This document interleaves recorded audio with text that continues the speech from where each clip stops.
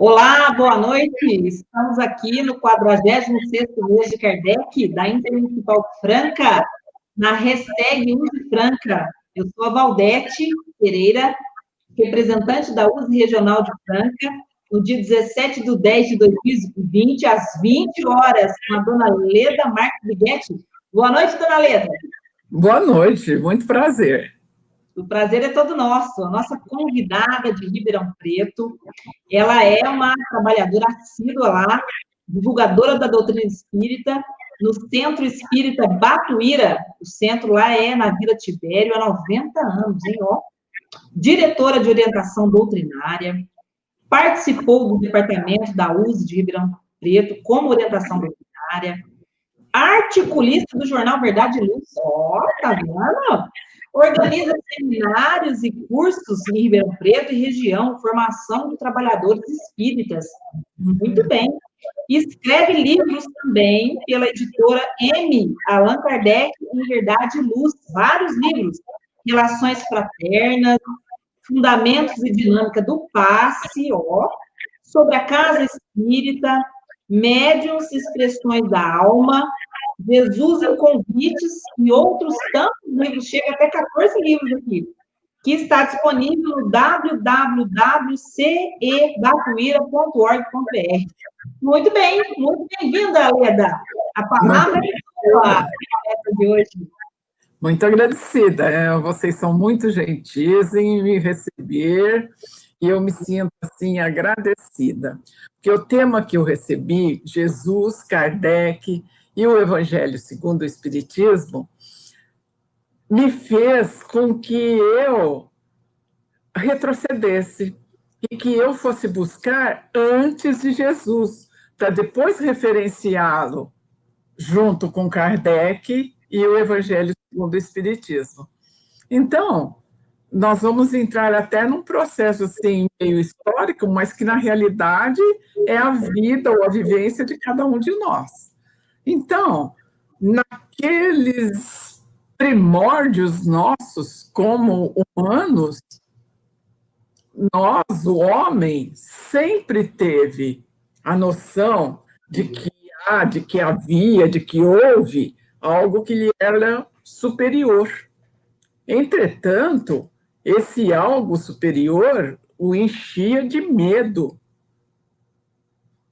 porque ele não sabia como entender o escuro que de repente chegava, ou a luz que se aproximava, o barulho no céu, nos trovões, os raios, a fertilidade ou não da terra, dos animais.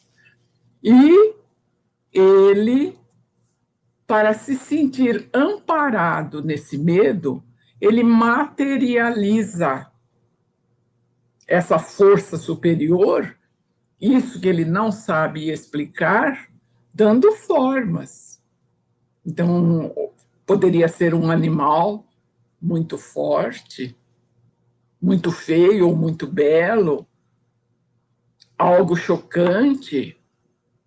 E ele, além disso, cria oferendas, que podia ser desde a fruta mais bela do seu pomar, até a jovem mais bonita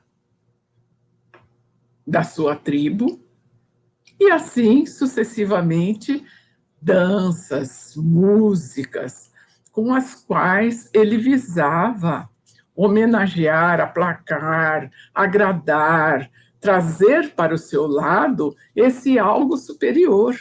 Inclusive, a natureza era altamente instável. Daí a necessidade de vários deuses, de formas diferentes, porque essas mudanças, as suas necessidades eram muito grandes.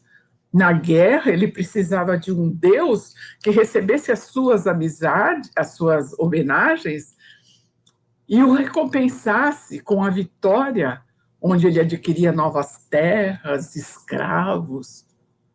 E isso tudo, Deus para ele, não tinha nenhuma situação de visando a realização do homem.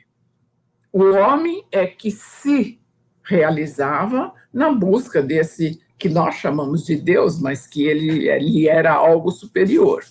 Então, essa ideia vai se programar, e é interessante nós notarmos que, se formos assim pesquisarmos, ainda hoje encontramos resquícios dessas oferendas, dessas homenagens, dessas submissões, desse aplacamento, desse desejar ter o Deus a meu favor através de práticas exteriores.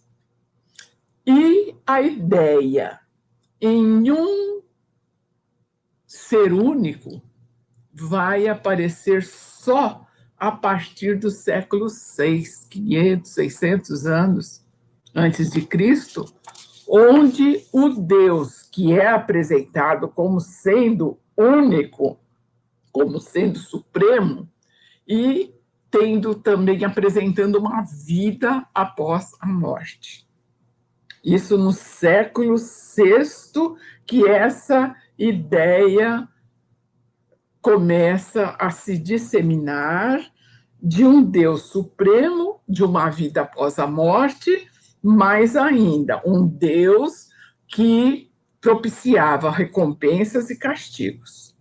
Para a cultura ocidental, os historiadores ou os pesquisadores contam que essa ideia do Deus único vai se aprofundar, e consta lá no livro O Gênesis da Bíblia, que vai começar a surgir ou vai ser incrementada a partir de Noé. E vai, no nosso, mais próximo de nós, a se apresentar de uma forma assim mais intensa através de Abraão, que é um descendente de Noé, e exatamente vai nos trazer esse Deus único. Antes dele, no Egito também, Akhenaton desejou substituir a multiplicidade dos deuses pelo Deus único. Ele foi envenenado. Então, nós vamos ver exatamente essa ideia sendo disseminada realmente e chegando até nós, iniciada em Noé, mas popularizada através de Abraão, no Vale de Ur, lá na Caldeia, onde ele, então, prega, vive a ideia do Deus único.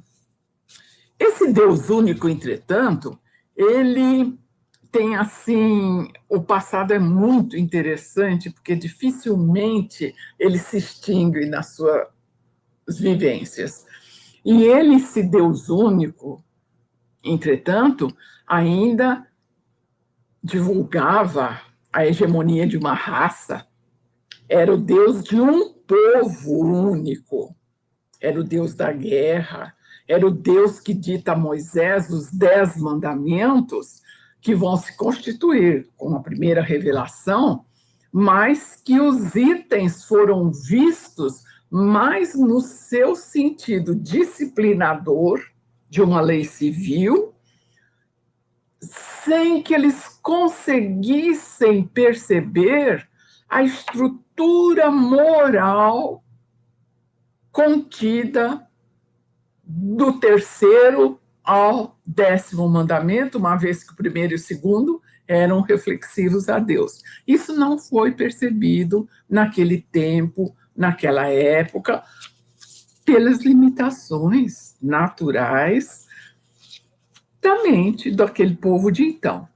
Mas, um dia no tempo, e o Evangelho é muito bonitinho quando ele diz isso daqui, um dia no tempo, é textual, Deus, na sua caridade inesgotável, permitiu ao homem ver a verdade, dissipar as trevas. Esse dia foi o dia do advento do Cristo. E, exatamente, ele vem para ser o modelo, por assim dizer, humano a ser oferecido aos homens para lhes servir de modelo para o modelo ao qual o homem pode aspirar na Terra, né? Então, assessorado por espíritos puros que há bilhões de anos o acompanhavam e que cooperavam com ele desde a gênese planetária, ele deixa as esferas maiores e vem conviver com os homens, no sentido de despertá-los ou despertar-nos, né, para uma vivência diferenciada, uma vivência na qual ele conseguisse enxergar o homem como seu irmão, que ele conseguisse perceber o sentimento da caridade, no amor ao próximo, na solidariedade, na fraternidade, que seriam os elementos capazes de transformar a Terra e fazer dela a morada de espíritos superiores àqueles que já habitaram no passado e que habitavam hoje, naqueles dias, naqueles tempos. Então, a vivência dele, nada foi escrito, a oralidade foi passada, a vivência dele, houve escribas também, e Marcos, em Mateus, Marcos, Lucas e João, vão então ser, por assim dizer, destacados, há inúmeras histórias a respeito disso, como responsáveis por escrever, inclusive a história conta que praticamente só Lucas realmente é o autor, os outros tinham pessoas que escreviam para eles. Mas eles são unânimes em destacar Jesus como um educador. Vejam que interessante. Como um educador para onde o amor era o elemento principal para todos, principalmente aqueles que estivessem detidos em enganos morais, enganos físicos. E vamos vê-lo assim, educando o filho pródigo, o seu irmão, o cobrador de impostos, a prostituta, o cego Bartimeu, enfim, detalhes, inúmeros detalhes contidos na sua vivência, onde ele praticamente encerrava a sua reunião, o que ele havia ensinado, com a frase: vai e não peques mais. Significando isso, aproveite as experiências. Não havia uma indignação, não havia uma chamada de atenção, mas apenas o despertamento para que aquele ser, em relação a ele mesmo, se reeducasse pelos frutos da experiência vivida. Que tivesse confiança em si mesmo frente a um ideal constante de superações. Então, Jesus se constitui, no tempo em que esteve aqui, como um convite constante ao desenvolvimento de valores intrínsecos ao ser perfectível, com a determinação de se construir ou se reconstruir como ser imortal que é, em busca do seu estágio maior até alcançar o puro espírito. tendo ciência do momento mental dos povos daquele tempo, ele vai ensinar tudo isso de que forma? Através de pequenas histórias, que ainda hoje, muitas vezes, é entendida como uma fábula gentil, interessante, nas quais o convite espiritual ao trabalho do indivíduo consigo não é percebido. Imaginemos naqueles tempos de então. Chegado o tempo da sua volta, Jesus então promete que outro consolador, que o Pai enviaria um outro consolador, que o mundo não conhece porque ainda não está maduro para recebê-lo. E esse consolador explicará e recordará tudo quanto eu ensinei e ou foi mal compreendido ou foi esquecido. E aí, então, em João, nós vamos encontrar quando ele diz, cadê o meu João? Quando ele diz assim, e eis que eu enviarei o Consolador em nome de meu Filho, e ele vos ensinará todas as coisas e vos lembrará tudo quanto eu vos tenho dito. E, exatamente, aí nós podemos pensar, dentro de todos esses detalhes que a gente foi alinhavando aqui, nessa época em que o Consolador vai chegar, como é que era a religião nesse tempo que vai se suceder? Embora o monoteísmo fosse comum, ainda havia, como hoje ainda há,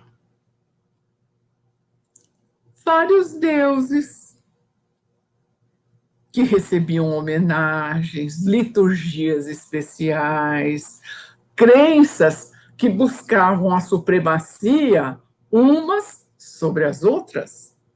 Infelizmente, detalhe que ainda podemos encontrar em centros espíritas que se julgam superiores a centros espíritas.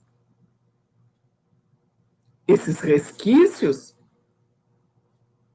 têm que ser trabalhados, porque faz parte dessas heranças todas, onde detalhes não vão sendo discutidos, compreendidos, por assim dizer. Então, o comportamento exterior, nessa época em que o Consolador vai chegar, era ainda altamente... havia orgulho, ostentação, violência mesmo, era uma mescla que se exteriorizava, inclusive o Estado interferia e mantinha o povo aferrado a essas exteriorizações. Na França mesmo, houve um domínio de 16 anos do Estado sobre as decisões de um modo geral. Então, descrentes, ou inseguros, ou insatisfeitos, cada um agia a seu bel prazer. Havia grupos filosóficos que procuravam despertar o povo? Sim, vinham lá dos iluministas, dos positivistas, e que viam o homem como ser mais importante e que merecia todos os processos para o seu crescimento, mas eles eram ou perseguidos, ou presos, ou eliminados. o Deus antropomórfico era mantido e retirado do povo. O povo não tinha livre-arbítrio, permanecia conduzido pelos dogmas, pelo pecado, pelas condenações, pelas espórtulas, e toda a fé era administrada por líderes religiosos que usavam a religião defendendo seus interesses individuais que se sobrepunham ao sócio coletivo com a maior tranquilidade. Então, veladamente, imperava o preconceito, a discriminação social, sexual, a escravidão, a submissão total da mulher. E a religião era algo que levava ao medo de viver. Era impossível pensar em liberdade, em crescer, em trocar ideias, em descobrir, em mudar, uma vez que você havia nascido pecador, impuro, e viver significava sofrer, porque esse era o único meio de agradar a Deus. Vejam como essas ideias são enraizadas. E a um tempo próprio, dentro desse panorama, nós vamos conhecer um influente educador, um professor emérito de França, autor e tradutor, poliglota, Hippolyte Léon Denisard Rivaio, que, conforme o seu relato em obras póstumas, pela primeira vez ele ouve falar, através de um amigo, o senhor Fortier, de mesas que giravam e que eram uma distração já por 2 invernos nos salões de Paris. Quando esse senhor fala para ele dessas mesas que se movimentavam, ele ouve e diz não ver aí nenhum fato extraordinário, porque magnetizador como era, sabia da ação dos fluidos acionados pela vontade com a possibilidade de movimentar corpos. E não toma mais conhecimento do assunto. Passado algum tempo, ele reencontra com esse amigo, que volta ao assunto e lhe diz que tinha uma novidade, porque as mesas não mais só giravam, elas também respondiam a perguntas, elas também falavam. E a resposta do professor, ela não é muito delicada, mas reflete muito a forma de ser do francês. E ele, indelicadamente, ele fala para o amigo que aquilo não era uma conversa lúcida, por assim dizer, sendo mais delicada, e que a descrição do amigo ia totalmente contrária às leis da natureza. E isso, a razão, ele era positivista, humanitário, conhecia os iluministas, a razão dele não aceitava esse tipo de coisa. Isso foi em 1854. No início de 55, ele encontra um outro amigo, o senhor Carlotti, um amigo já de 20, 25 anos.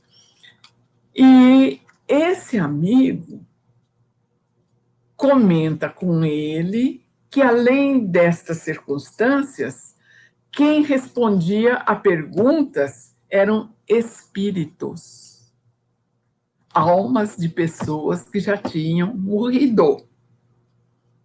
O que, longe de convencer o professor, mais aumentou suas dúvidas. Algum tempo depois, no mês de maio de 1855, ele está numa reunião com vários amigos, estudiosos, filósofos. A conversa é muito interessante, muito amena, e surge esse assunto das mesas que giravam, que falavam, mas a conversa é inteligente, é pausada, é sem entusiasmo, circunstância que causou nele alguma impressão. E, convidado a assistir uma experiência que se realizaria na casa da senhora Plena Maison, na próxima, se realizaria na casa da senhora Plena Maison, na próxima terça-feira, às 20 horas, ele aceita o convite. Ele aceita o convite e vejam que interessante o que ele coloca. Foi aí, pela primeira vez, em Obras Póstumas, que eu presenciei o fenômeno das mesas que giravam, saltavam e corriam em condições tais que não deixavam lugar para qualquer dúvida. Assisti, então, a alguns ensaios muito imperfeitos de escrita mediúnica numa ardósia com o auxílio de uma cesta. Minhas ideias estavam longe de precisar-se, mas havia ali um fato que necessariamente decorria de uma causa. Eu entrevia naquele aparente passatempo que faziam daqueles fenômenos qualquer coisa de sério, como a revelação de uma nova lei, que eu tomei a mim a fundo estudar.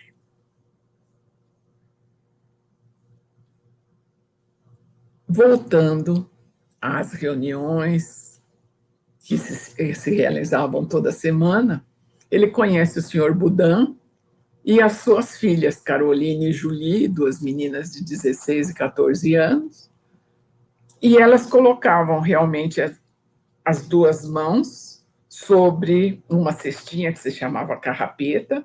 Essa cestinha tinha um lápis acoplado, e sob a ação energética das meninas, esse lápis grafava na folha embaixo palavras, frases, letras, né? E os assuntos ali, hoje isso é chamado de psicografia indireta. Mas os assuntos eram frívolos. Era o espírito que se comunicava e que se dizia o responsável pela reunião, chamava-se Zéfiro.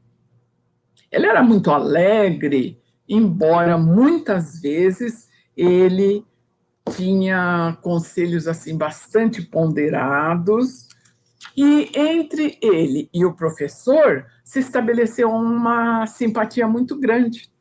Tanto que esse Zéfiro participa de muitas outras reuniões ao lado do professor, até que um dia ele diz que não viria mais, porque deveria reencarnar, e nunca mais se soube, se teve notícias desse espírito.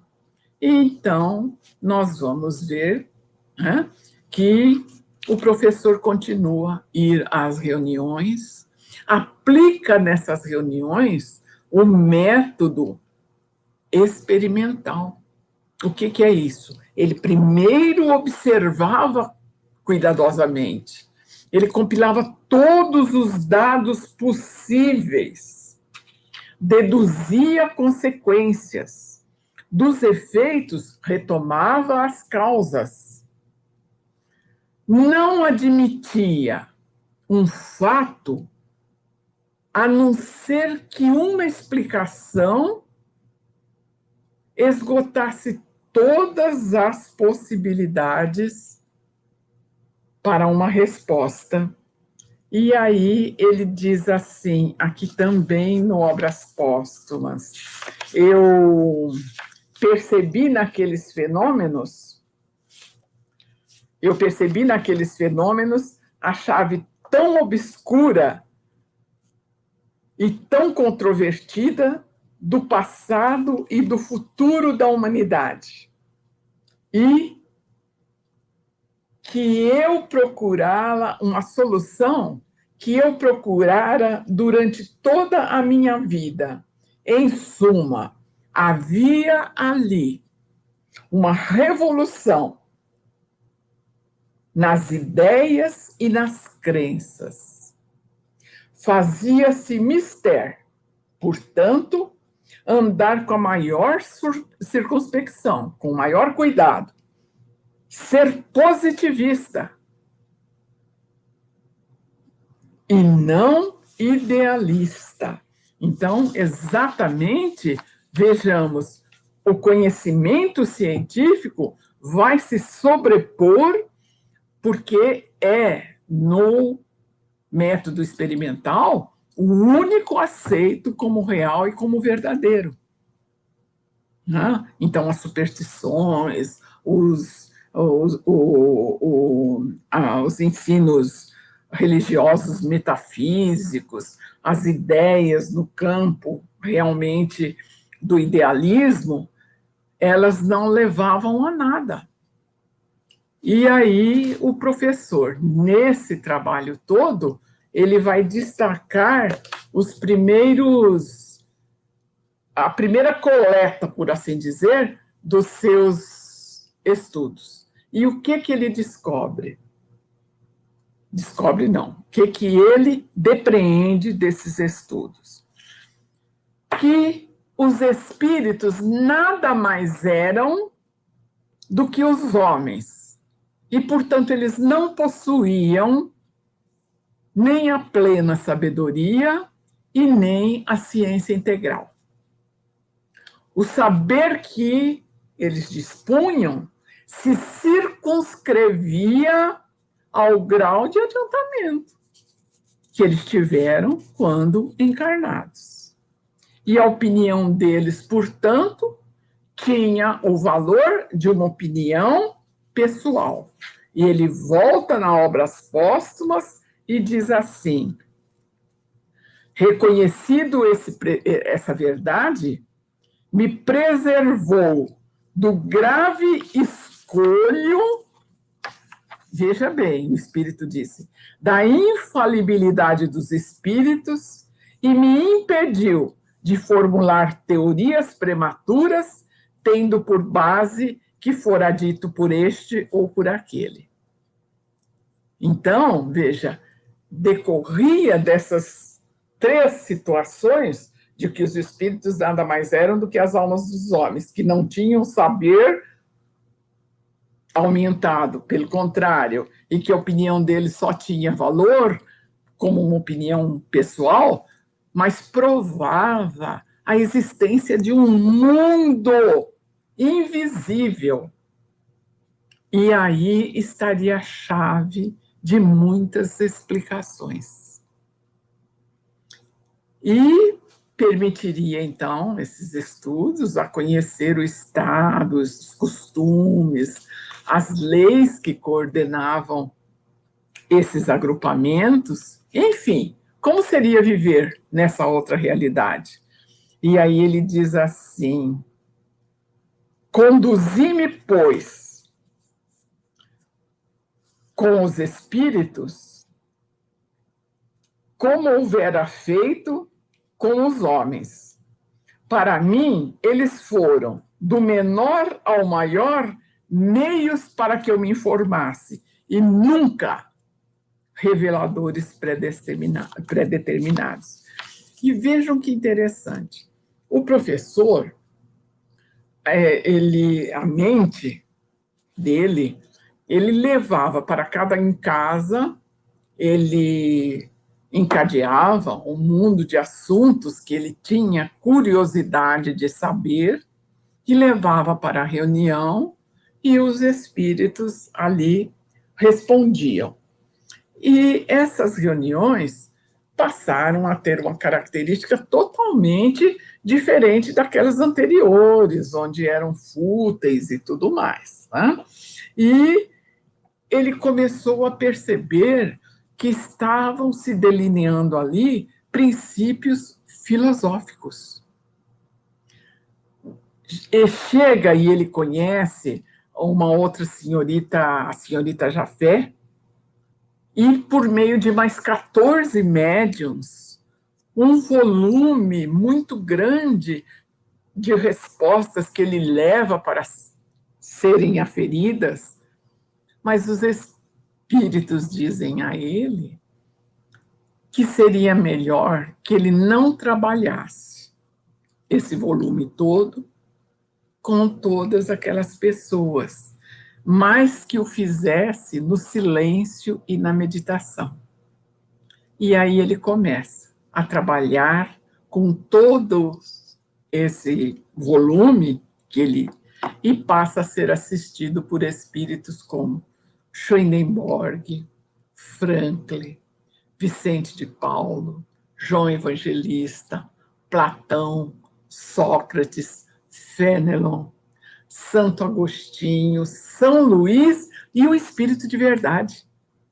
E esse trabalho todo vai se constituir com aquilo que vai se materializar como cérebro da doutrina espírita, o Livro dos Espíritos, que não foi naquela época como nós o conhecemos hoje.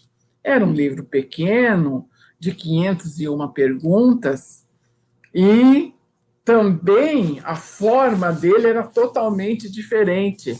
Era nesse sentido, as perguntas de um lado e as respostas do outro.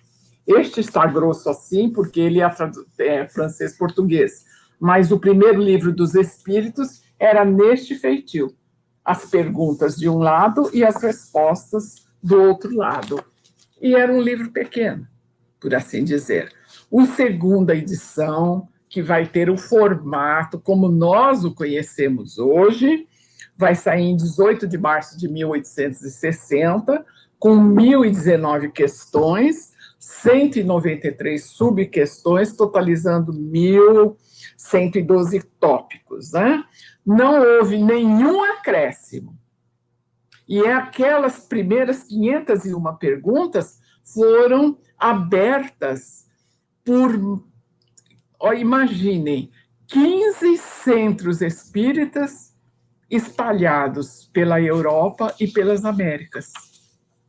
Trabalharam e remetiam para, agora, Allan Kardec, tudo o que foi incrementado e aumentado aí. Aí, veja bem, chegou a hora, e exatamente agora que nós vamos conhecer Allan Kardec, porque quando ele entregou o primeiro livro para a impressão, houve uma situação, e o senhor Didier, então, vamos pôr Allan Kardec. E ele aí diz que não. Diz que não porque ele não se aceita como autor. Ele diz que era apenas um codificador, porque havia apenas feito o trabalho de reunir, compilar, sistematizar os textos recebidos pelos diversos médiuns daquela época. Portanto, ele não era o autor e não assinaria Hippolyte Léon Denisard Rivail.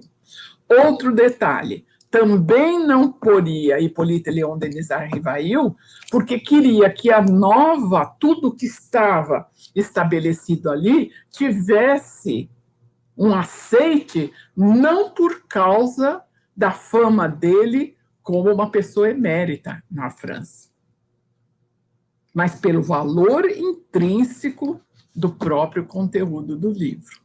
E assim, então, daqui para frente, não mais nós falaremos no professor Hippolyte, mas falaremos em Allan Kardec. Qual foi a repercussão desse livro? Imaginemos. Naquela época, nós já estudávamos como era. foi péssima. O livro foi considerado herético, ele recebeu todas as possíveis acusações, ele foi queimado em praça pública, ele foi incluído no Index Librorum Prohibitorum lá, que não permitia a quem professasse a fé romana que lesse os livros que estavam ali proibidos. E, pasmem, isso pode nos parecer absurdo, mas só foi abolido esse index proximamente agora em 1966 pelo Papa João VI, qualquer coisa assim. E ainda depois saiu uma cartinha para que os fiéis romanos, né, tivessem cuidado com o livro que falava sobre uma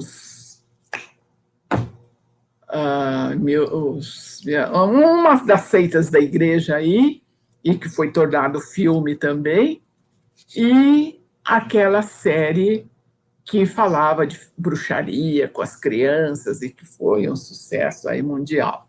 Mas o livro foi para o Index e foi proibido de ser lido.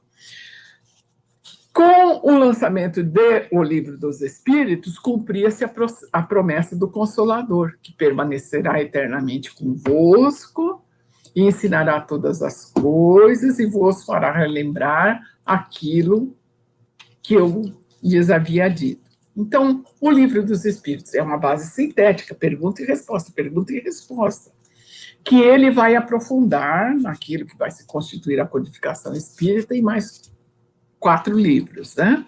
Por exemplo, o livro segundo, ele tem uma história muito interessante. Por quê? Porque ele vai trabalhar e descobrir que a determinância, o que determinava o estado de um espírito sem o corpo físico no mundo espiritual, não era uma punição de Deus, não era um castigo, mas era apenas uma determinância de uma colheita que aquele espírito fazia dos atos que havia vivenciado quando tinha o corpo físico. E que Deus não era culpado disso. Então, o fator delineador para alguém se localizar muito bem ou muito mal no mundo espiritual era dependente, vejam bem, do fator moral do ser. E essa constatação o impressiona fortemente. Ele percebe que havia nesse mundo leis fluídicas de afinidade que regulava a vida do desencarnado conforme a exteriorização altruística, ou pior, ou melhor, que ele irradiasse. Aqueles que estivessem se comprometido no mal, em crimes e inferioridades, automaticamente eram atraídos para um meio que lhes era idêntico e no qual eles se compraziam em companhias semelhantes. O mesmo acontecendo com as escolhas melhores. E ele fica muito preocupado. Por quê? Porque não havia um livro e ele começa, como educador, a pensar: se eu vou estudar química, existe um livro para química. Se eu vou estudar física, existe um livro para física, existe um livro para aritmética. E um livro para estudar moral? Como é que nós vamos achar esse livro? Um código ético universal, sem distinção de crenças, de povos, de pessoas. isso começa a fervilhar na sua mente. Junto a isso, vejam que coisa interessante. Soma-se, desde quando o trabalho com a formação do Livro dos Espíritos, a questão 614, quando ele grafa, né, sobre a inspiração dos espíritos, que existe uma lei natural e que essa lei natural é a lei de Deus e é a única necessária para o homem, porque essa lei indica a cada um de nós, indica ao homem, o que ele deve ou não deve fazer. E ele só se torna infeliz quando dela se afasta. Então, vejam, ele tinha aquela ideia que ele descobriu ao fazer o Livro dos Médiuns, que o fator moral era básico para a vida futura do ser. Ele tem essa questão que lhe diz que a lei natural era a única necessária para a felicidade do homem e que ele se tornaria infeliz se dela se afastasse. Aí, ele tem outro questionador como era, ele pergunta, mas onde essa lei está escrita? E os espíritos na 621A lhe respondem que está escrita na consciência. Todos a possuem, ela faz parte dos mecanismos mentais, e é ela que impulsiona o processo evolutivo, da noção do certo, do errado, não importa, ela não é de natureza intelectual, vejam bem. Por isso, é possível que se encontre nas pessoas incultas e ausente em outras que possuem conhecimento acadêmico.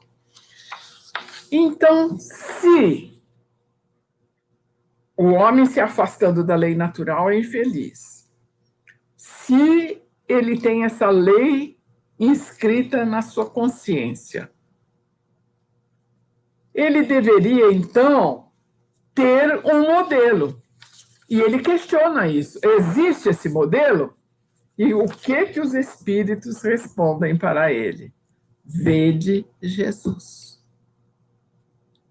E essa pergunta seguinte que ele faz é bem assim, típica da mente questionadora dele.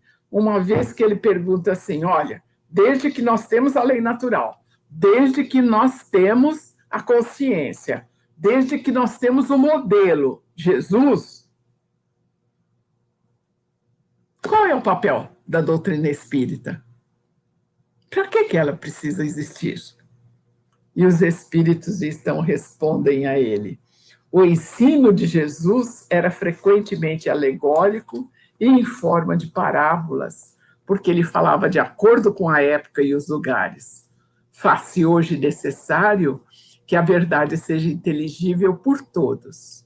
Portanto, é preciso explicar e desenvolver essas leis, porque poucos a compreendem, e muito menos ainda são os que as praticam. A nossa missão é de despertar os olhos e os ouvidos, porque os ensinamentos dos espíritos devem ser claros e sem equívocos. E aí, então, em meio a essas respostas todas, essas preocupações, ele tinha compromissos imensos, imensos, imensos. Veja, em meio a tudo isso, ele ainda funda a Sociedade Parisiense de Estudos Espíritas, que lhe trouxe problema dos mais graves possíveis, inclusive acusando-o de que aquelas pessoas que frequentavam a sociedade e que se diziam espíritas eram pagas com dinheiro que ele arrecadava do espiritismo. Em meio a isso, ainda, ele cria a Revista Espírita, que era mensal, na qual ele faz comentários, escreve, responde perguntas. E em Obras Póstumas ele diz assim: nunca mais me foi dado saber o que é repouso. Mais de uma vez eu sucumbi ao excesso de trabalho e tive a existência abalada. E ele expõe aos espíritos as suas dúvidas. O que ele havia descoberto ao escrever o Livro dos Médiuns, aquelas questões que o preocupavam, quando do Livro dos Espíritos, e o não haver um livro que mostrasse como vivenciar Jesus. E o que acontece então? Ele recebe aí uma pergunta que está aqui em Obras Póstumas, no meu livro é a página 307, onde ele diz assim, ele pergunta o que os espíritos pensam disso tudo que está na cabeça dele. E os espíritos lhe respondem: será um livro de doutrina que terá considerável influência, porque você vai explanar questões capitais. Não só o mundo religioso encontrará nele as máximas que lhe são necessárias, mas a vida prática das nações aurirá dele instruções excelentes. Você vai enfrentar questões de alta moral prática, do ponto de vista de interesses gerais e dos interesses sociais e religiosos. A dúvida tem que ser destruída. A terra e as populações civilizadas já estão prontas. Acaba a tua obra e conta com a proteção do teu guia e de todos nós, com o auxílio devotado dos espíritos que te são mais fiéis, em cujo número digna-te me incluir entre eles. E aí, vendo essa delicadeza toda, os espíritos, o cansaço no qual ele estava envolto, eles o aconselham a que ele saia de Paris, dessa confusão toda, e que vá para a região litorânea de Santo Andrés, para seguir, e ali na tranquilidade ele se dedique a pôr em ordem todas essas ideias. Tudo era segredo. Ninguém sabia disso, nem Amélie, sua esposa, que ficara em Paris, conhecia-lhe as preocupações. E, voltando então, ele vai lá para Santo André, e tem um fato curioso, o tempo está correndo, mas é interessante conhecer. Uma senhorita que era uma médium sonâmbula de muito respeitada, ela vai visitar, vem a Paris e vai à casa do casal fazer uma visita, e a Amélie diz que o professor não estava. E a Amélie pergunta para ela se ela conseguia vê-lo.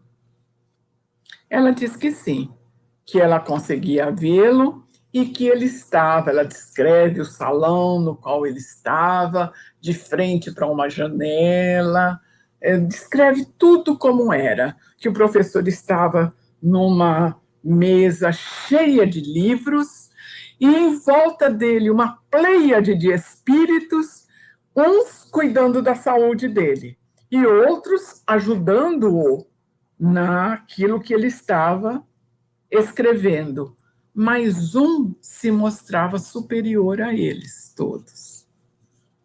E a Amélie pergunta: você consegue ver o que ele está escrevendo? E a senhorita vê, diz que esse espírito mostra para ela um livro grande que está escrito Evangelhos. Então, fica. Quando ele volta a Santo Andrés, de Santo André para Paris, e é posto a par dessa circunstância, ele fica assim muito contente, porque ele tem então a certeza de que ele nunca ficou sem a assistência destes amigos ao redor dele, né? Então, veja bem, para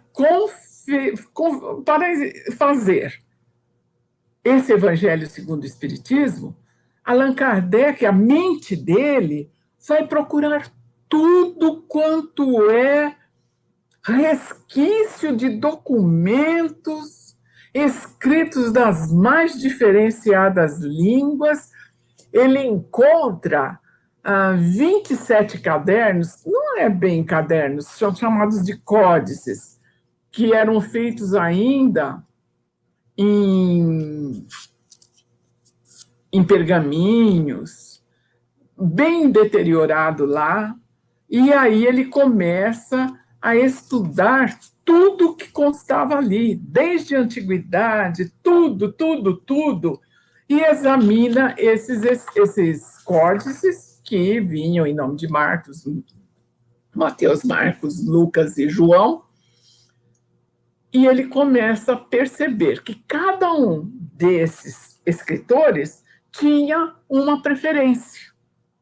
Uma pelos romanos, outros pelos gentios, outros pelos dogmas, outros pela biografia de Jesus, outros que queriam, em algum momento, queriam provar que Jesus era da descendência de Davi, portanto, ele era um rei e tinha o direito de reinar ali, fatos corriqueiros.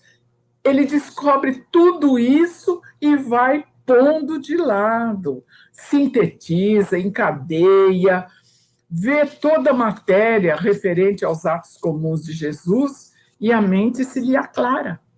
E ele vê que tudo isso poderia gerar entre as pessoas dissensões, preferências. E aí o que ele faz? Se detém na parte moral, que é a única que em qualquer tempo e em qualquer momento será aquela digna de levar o homem ao seu destino espiritual. E aí ele estabelece, faz e configura, dentro de um método pedagogo maravilhoso, o Evangelho segundo o Espiritismo. E reparte dentro da sua mente lógica os 4 primeiros capítulos, como sendo a base do Evangelho segundo o Espiritismo. Não adianta estudá-lo sem antes mergulhar no constante desses 4 primeiros capítulos. Porque como que eu vou entender as bem-aventuranças que me aconselha a ser pobre, a viver triste, chorando, se eu não entender o fator determinante ou o porquê deixar de? Segue esses capítulos todos, então ele vai formar primeiro a base, depois a estrutura do Evangelho. Depois da estrutura do Evangelho, ele vai trabalhar com capítulos incômodos, mandando o homem se conhecer, amar a si próprio, fazer o bem para si mesmo, ter orgulho de quem ele é, construir-se cada vez melhor. E para depois, no capítulo seguinte, levá-lo a lidar com os inimigos. Então, aí está a redenção individual. E, finalmente, dos capítulos 18 em diante, é a redenção coletiva, né? Onde todos somos responsáveis por todos e a mudança toda dependerá das renovações morais. E, ao final, quando ele trata da prece, é alguma coisa assim muito interessante, porque ele fala primeiro de preces gerais, e fala que uma prece como a do Pão Nosso, se nós realmente a entendêssemos, ela seria uma prece completa, porque fala de tudo o que o homem precisa. Não é algo para ser repetido, é algo para ser sentido, vivido e analisado. Então, as preces gerais, e essas preces gerais, imagina rezar por mim mesma. Preces pelos outros, preces pelos que não mais estão na terra, preces pelos doentes, pelos inimigos, por aqueles que vão morrer, pelos que estão morrendo. Enfim, o Evangelho de Jesus constitui uma verdadeira base que mostra o caminho da libertação individual do homem, que se insere na redenção coletiva, na superação da existência no processo da vida.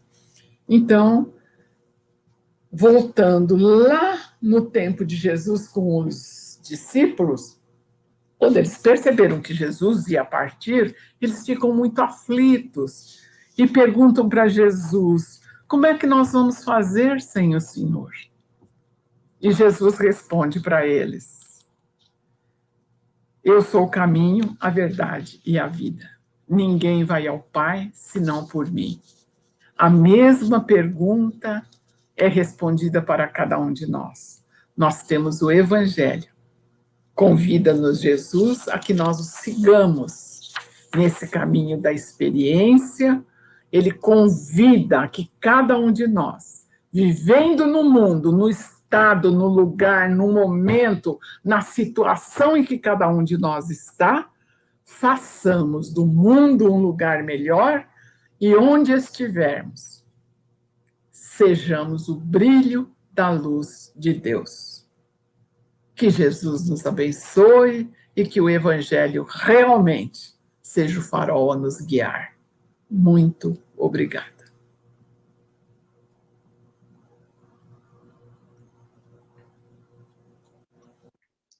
Belíssima palestra, dona Leda. Como tocou o nosso coração, né? Quanta dedicação de Kardec para estudar os fundamentos do Evangelho de Jesus, o que ele trouxe de mensagem nas questões morais.